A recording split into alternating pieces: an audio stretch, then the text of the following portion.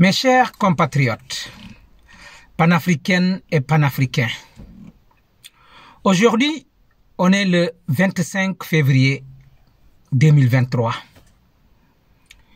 Je reviens encore aujourd'hui sur la langue française pour vous raconter quelques récits, en quelque sorte des histoires. Mais c'est très important de comprendre ces histoires.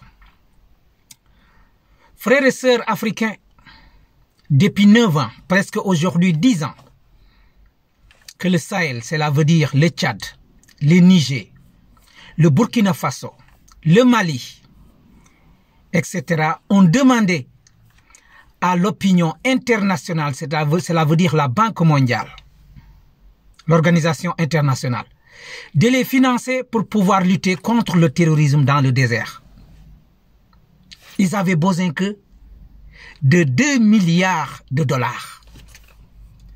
Pendant 10 ans, l'organisation internationale n'a donné que 0 $ au Mali, au Sahel.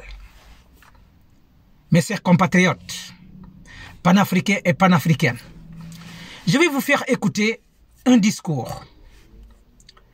C'est un discours qui mérite d'être étudié, mais aussi un discours qui mérite d'être écouté.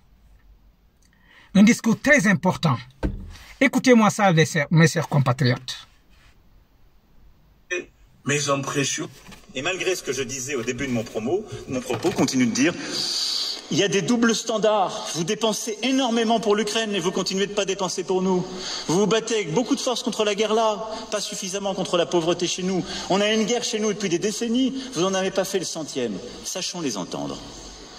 Et donc il nous faut réengager diplomatiquement avec toutes ces géographies pour les convaincre de rejoindre notre effort de pression sur la Russie et de préparation de la paix. C'est notre responsabilité.